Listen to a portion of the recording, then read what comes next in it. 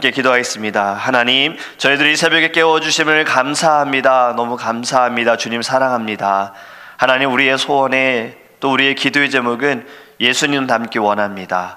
잃어버린 우리의 하나님의 형상을 회복하기 원하고 예수 그리스도를 닮아 십자가의 길을 따라가기 원하고 주의 영광에 참여하는 자가 될 수 있도록 예배 가운데 성령으로 임재하여 주시옵소서. 우리 마음 가운데 어려움과 모든 죄와 모든 불편함과 모든 걱정과 근심은 주님 앞에 예배하는 이 순간 주님의 영광으로 말미암아 감사함으로 기쁨으로 변화되게 하여 주시옵시고, 주님께 기도할 때에도 받은 줄로 믿고 감사함으로 아뢰 수 있는 거룩한 시간 될 수 있도록 함께하여 주시옵소서. 우리의 예배를 기뻐 받으실 줄 믿사오며 예수님의 이름으로 기도합니다. 아멘. 오늘 우리에게 계신 하나님의 말씀은 마태복음 3장입니다.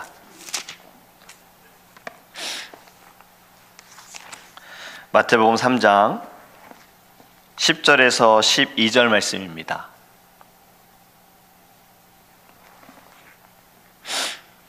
마태복음 3장 10절에서 12절입니다.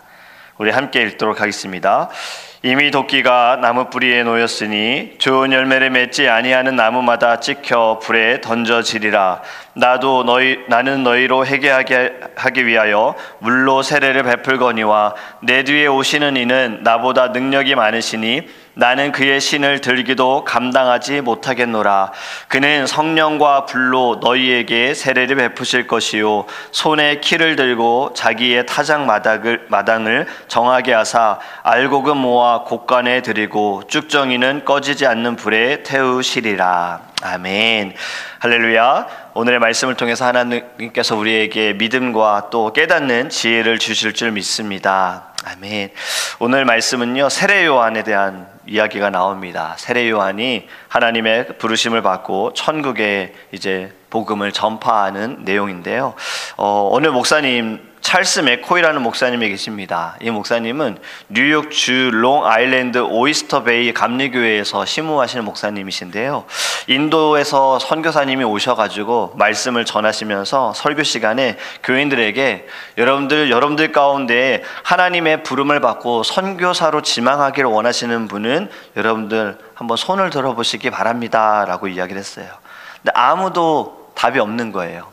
그래서 맥코이 목사님에게 목사님 한번 선교사님이 되시는 건 어떠겠습니까? 했더니 목사님의 연세가 71세셨어요. 71세인데 제가 지금 선교사가 되는 것이 맞겠습니까? 했는데 늙은 나무가 더 좋은 열매를 맺을 수 있습니다 라고 인도 선교사님이 얘기를 하셨고, 목사님이 그럼 제가 선교사님이 되겠습니다 해서 이분이 86세까지 15년 동안 중국 아편 중독자들을 향한 선교의 사명을 가지고 섬기셨다고 합니다. 그리고 이분의 선교를 통해서 참 많은 열매가 맺어졌다, 이러한 이야기가 있어요. 여러분, 우리가 열매를 맺음에 있어서는 어떠하든 상관이 없습니다. 남녀, 나이, 신분, 상태, 환경 다 상관이 없습니다. 하나님의 부름을 받은 자들이 주님 제가 하겠습니다, Yes I will, 이 고백이 있을 때 하나님께서는 그 고백만으로 이미 열매를 맺게 하실 줄 믿습니다. 그 열매는 이 땅에서 우리가 맺는 열매도 있겠지만요, 이미 천국에 하나님께서는 많은 보화를 쌓아두실 줄 믿습니다. 오늘 본문에 이렇게 말씀하지 않습니까? 열매 맺지 못하는 나무는 어떻게 하러 갑니까? 10절에 도끼가 나무 뿌리에 놓였으니 좋은 열매를 맺지 아니하는 나무마다 찍혀 불에 던져지리라. 아멘. 나무는 열매를 맺어야 하는 거예요. 왜냐하면 그래야 가치가 있고 그 가치로 인해 소중하고 귀한 것이기 때문입니다. 근데 그렇지 않은 나무는 도끼가 찍어서 불에 던진다는 거지요.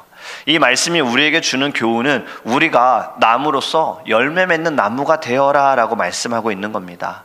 하나님께서는 우리를 부르심을 통하여서 그냥 열매 맺지 않는 나무가 아니라 다 모든 열매, 성령의 열매를 맺는 거룩한 주의 나무가 되기를 원하십니다.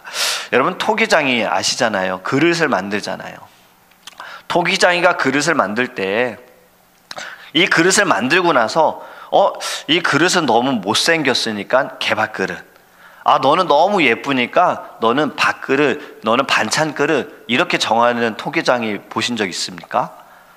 그렇지 않습니다. 토기장이는 만들기 전에 이미 목적을 가지고 계획을 가지고 얘는 항아리로 써야지, 얘는 이렇게 반찬으로 써야지, 꽃병으로 써야지, 이렇게 목적을 세우고 그릇을 만듭니다. 하나님께서는 우리의 토기장이가 되십니다. 하나님께서 우리를 만드시고 나서 얘는 아니야 하고 그냥 버리시는 것이 아니에요. 우리를 만드시기 전부터 하나님께서는 분명한 목적과 계획을 가지고 우리를 만드셨다는 것을 우리는 깨달아야 합니다. 그것이 무엇이냐? 열매 맺는 나무가 되어라 라고 목적을 가지고 우리를 만드셨다는 거예요. 그릇에 크고 작은 것이 아니라요, 하나님께 쓰임받을 수 있음에 감사해야 합니다. 나는 작고 연약한 나무일지라도 열매를 맺을 수 있다라는 것을 믿음을 가지고 우리는 더 주님을 섬겨야 할 줄 믿습니다. 우리의 신앙과 영성에 있어서요, 열매를 맺는 삶을 살아야 하는데 어떻게 열매를 맺을 수 있을까? 예수님께 붙어 있으면 열매를 맺습니다. 저는 식물을 잘 몰라요. 우리 장로님 원사님들은 식물을 잘 아시잖아요. 식물을 잘 아는 분들은 잎사귀만 봐도 잘 아시더라고요. 그리고 죽어가는 나무도 어떻게든 살리시더라고요. 저는 잘 살고 있는 나무도 잘 키우지 못하는 사람인데, 제가 볼 때는 분명히 죽은 나무인데 어떻게든 그 가지를 꼭 잘라가지고 접붙이잖아요. 즉 우리 장로님께서 또 큰 나무를 또 자르셔가지고 물에다가 담가 두시는 거예요. 저는 그걸 몰라요. 근데 그렇게 해두면 이것이 점점 자라서 또 다른 열매가, 나무가 된다라는 거잖아요. 여러분, 우리도 바로 이겁니다. 예수님께만 붙어 있으면 열매는 그냥 맺어지는 거예요. 그런데 예수님께 붙어 있지 않고 내가 어떻게든 뭘 하려고 하면서 예수님을 생각하지 않으면 열매가 없어요. 만약에 그렇게 열매가 나타난다면 그건 썩은 과일이죠. 못 먹는 과일이죠. 누군가 그 과일을 먹게 되면 상할 수밖에 없는, 몸이 상할 수밖에 없는, 맛도 없는 그런 과일이 될 수밖에 없다라는 거예요. 저는 이것이 저에게도 늘 도전이 되어지는 부분입니다. 말씀을 제가 먼저 잘 먹어야 되는 거예요. 말씀이 제게 은혜가 있어야 되고, 이 말씀이 내 안에 성령의 충만함이 있어야 제가 이 말씀을 잘 먹고 여러분들과 나눌 때에 여러분들 또한 제가 받은 말씀을 같이 동일한 은혜를 받겠다라는 마음이 있는 거예요. 그래서 나 먼저 예수님께 붙어 있어야겠다. 그리고 붙어 있을 때 주신 말씀을 예수의 이름으로 증거해야겠구나. 이러한 마음을 갖는 겁니다. 여러분, 열매를 맺기 원한다면 우리 예수님께 정말 딱 붙어 있기를 간절히 원합니다. 어디로 도망가서도 안 돼요. 내 스스로를 자르려고 해서도 안 돼요. 내 힘으로 내가 원하는 대로 안 되니까 어떻게든 해보려고 할 것이 아니라 그냥 주님, 저는 없습니다. 주님, 저는 연약합니다. 주님, 저는 아무것도 아닙니다. 예수님께만 저는 붙어있기 원해요. 예수님 함께 해주세요. 예수님 일해주세요. 이러한 고백이 있기를 주님의 이름으로 축복합니다. 여러분, 이에 대한 열매는 언제 확인이 되어집니까? 네, 예수님 다시 오실 때예요. 재림주로 오시는 예수님께서 이 모든 것을 다 확인하십니다. 처음에 오시는 예수님과는 다르지요. 처음에 오셨을 때는 우리를 죄에서 구원하시기 위해 오셨다면, 다시 오시는 예수님은 심판의 주로 오십니다. 심판의 주로 오시는 분은요, 예수님은요, 우리의 열매를 보시고 칭찬을 하시거나 아니면 책망을 하시겠지요. 저와 여러분은 칭찬받는 주의 성도가 되기를 주님의 이름으로 소망합니다. 우리가 주님께 칭찬을 받기 위해서는요, 세례 요한은 늘 하나님 나라를 생각했습니다. 하나님 나라를 선포했습니다. 그의 영혼의 모든 귀한 열매가 맺어지는 건 복음을 전하는 것밖에 없다라고 생각을 했던 거예요. 우리도 이 땅에 살아가면서 주님과 함께하고 주님과 동행하고 주님을 위해 살아갈 때에 다시 오실 그날에 심판의 주님께 우리 모두 칭찬받게 될 줄 믿습니다. 그렇지 못한 이들은 오늘 본문에는 이렇게 말씀합니다. 꺼지지 않는 불 가운데로 들어가게 될 것이다라는 거예요. 우리가 이 매스컴과 미디어의 영향으로 지옥이라는 곳이 막 그려질 때가 있어요. 그런데 때로는 지옥이라는 것이 전혀 두렵지 않은 것처럼 사람을 인식시키는 경우들도 있습니다. 그냥 지옥 가볼 만하지 않겠어? 뭐 이러한 이야기들도 하는 거예요. 제가 이런 농담도 들었어요. 남편분을 너무나도 전도하고 싶은 아내가 있으셔서 기도를 정말 하나님께 간절히 기도하고 복음을 전했는데 남편의 마음이 조금씩 열리는 거예요. 그런데 복음을 듣다 보니까 예수님을 믿으면 천국에 간다, 이런 이야기를 이제 듣게 되는데, 아내는 오래전부터 예수님을 믿었기 때문에 천국에 가면, 나도 예수님을 믿으면 천국에 가면 또 천국에 가서 이 아내와 같이 있어야 되니까 이럴 거면 차라리 내가 지옥에 가겠다, 이러한 농담이 있는데, 이건 지옥에 대해서 전혀 모르니까 이런 농담을 하는 거잖아요. 농담 삼아 할 수 있는 것이 아닙니다. 내가 그냥 이거 벗어나려고 지옥 가야지, 이거 지금 이 힘듦보다 차라리 지옥이 나아, 여러분 절대 그런 농담을 할 수가 없는 거예요. 지옥은 정말 끔찍합니다.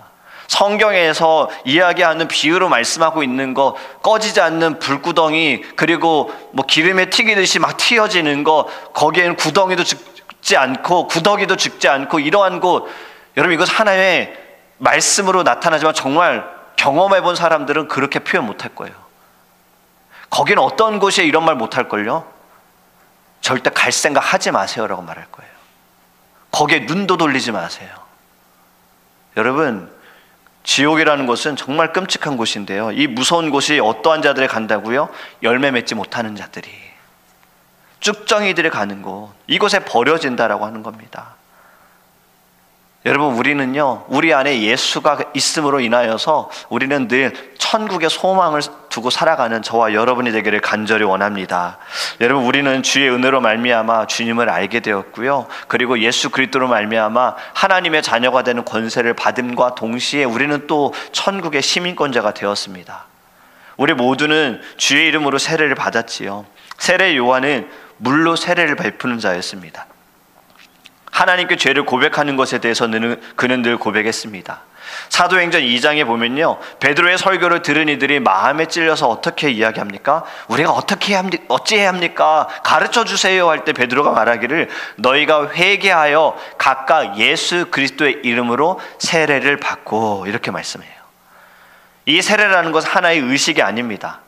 우리들의 죄를 용서하여 주시고 하나님의 사람으로 저는 거듭났습니다, 나는 더 이상 옛사람으로 살아가는 자가 아니라 새 사람이 되었습니다 라는 것이고, 하나님과의 언약 관계를 나타내는 거고요, 하나님께서 나를 구속하여 주셨습니다, 나를 붙들어 주셨습니다 라는 것을 인정하는 것입니다.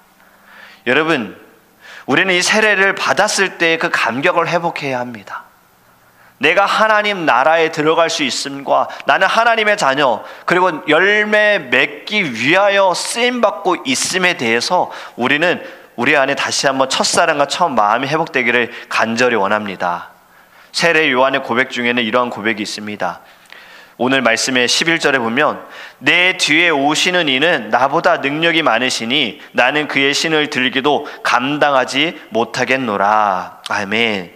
지금 세례 요한은 예수님께서 사역을 하시기 이전에 세례 요한이 먼저 사역을 했지요.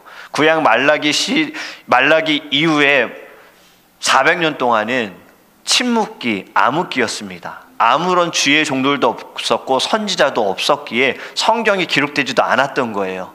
그리고 나서 나온 이가 바로 세례 요한입니다. 세례 요한을 사람들은 엘리야와 같은 이라고 이야기를 합니다. 왜냐하면 말라기 마지막에도 이후에 엘리야와 같은 이가 나타난다라는 그러한 고백이 있었기 때문에 세례 요한이 등장함을 통하여서 다시 복음의 시작이 되어지는 거예요. 근데 세례 요한이 고백하기를, 내 뒤에 오시는 이는 불과 성령으로 세례를 베푸실 것이다.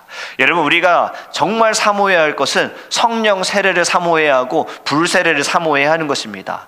왜냐하면 성령께서 나의 모든 삶을 주관하시고 나를 이끌어 주시고 나를 인도하여 주시기를 간절히 나타내야 하는 거예요. 그러할 때 하나님의 영광이 나타나게 될 줄 믿습니다. 내가 할 수 없는 것도 성령님께서 역사하시고 성령이 일하시면 가능케 되어질 줄 믿습니다. 그렇게 주님이 주시는 성령 세례와 불 세례를 받을 때에 우리의 모든 삶에 성령의 열매가 맺어지는 겁니다. 그리고 세례 요한은 또 이렇게 고백하지요.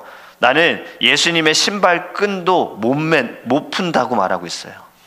나는 건들 수도 없다라는 거죠. 저는 이 고백이 와닿을 때가 있습니다. 주의 종의 길을 가면서 선진들, 믿음의 선진들, 선배 목사님들을 보면서 와, 정말 너무나도 대단하시다. 이 길을 가셨던 분들을 보면서, 끝까지 이 사역을 감당하시는 분들을 보면서 너무나도 참 귀하다라는 마음을 들 때 세례 요한이 참 이 마음이지 않았을까 싶은 거예요. 나는 예수님의 그 신발끈도 나는 만질 수가 없다. 나는 예수님을 높여드려야 하고 예수님을 경배하는 자이지 나는 예수님의 신발을 만질 수 있는 자가 아니다라는 자신의 그 겸손함. 여러분, 이것이 우리 안에 있을 때 우리는 하나님 앞에 더 엎드리게 될 줄 믿습니다. 우리가 왜 기도하지 못합니까? 잘 될 때 기도하지 못하고, 건강할 때 기도해야 된다는 생각을 하지 못하고, 내 뜻대로 되어질 때에도 기도는 아예 꿈도 꾸지 않잖아요. 근데 좀 어려웠을 때, 좀 아플 때, 문제를 만날 때, 그때는 기도해야지, 기도밖에 없어라는 마음이 좀 들어요. 하나님께 좀 매달려야지라는 마음이 드는 거예요. 우리는 언제든 온전히 하나님 앞에 무릎 꿇기 위해서는 늘 겸손해야 하는 것입니다. 그러기 위해서 저는 죄인입니다. 주님, 저는 연약합니다. 저는 부족합니다. 하지만 저는 예수로 살아갑니다.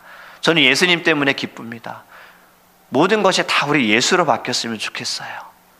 내가 예배할 수 있는 것도 예수님 때문에, 내가 사역을 할 수 있는 것도 예수님 때문에, 지금 이 아침에 하나님 앞에 나와 기도할 수 있는 것도 예수님 때문에, 우리가 그분의 신발끈을 비록 풀지는 못하지만 그분의 신발끈을 만질 수 있는 거 얼마나 감사합니까?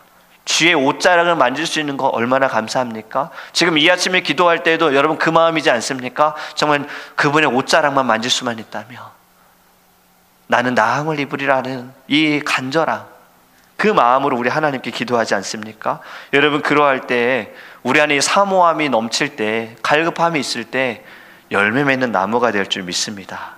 하나님의 말씀을 우리가 듣고 순종하고 따르게 되어지면요, 하나님께서는 우리 가운데 역사하여 주셔서 우리의 모든 삶의 자리를 열매 맺는 자리가 되게 할 줄 믿습니다.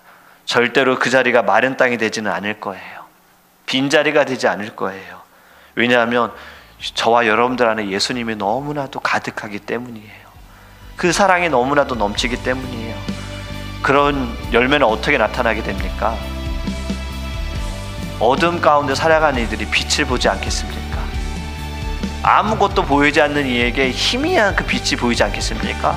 그 빛이 예수님, 기도밖에 없다라는 것을 깨닫게 되어질 때 그 회복, 여러분 이것도 열매지 않겠습니까? 죽어가는 영혼이 살아나는 것, 아파하는 영혼이 살아가는 것, 꿈꾸지 못하는 영혼이 꿈을 꾸게 되어지는 것, 여러분 이것이야말로 정말 귀한 열매이고 우리에게 주신, 하나님께서 주신 사명입니다. 우리는 오늘도 살아갈 때 우리가 서 있는 자리가 내 안에 계신 예수 그리스도로 말미암아 그 자리에 열매가 맺는 삶이 될 수 있도록, 성령의 열매가 맺어줄 수 있는 삶이 될 수 있도록 우리 오늘 다 함께 주님께 기도하기 원합니다. 주님, 성령의 불로 임하소서. 하나님, 제 안에 예수의 사랑과 복음을 심어주셔서 오직 예수만 증거하여 열매 맺는 나무가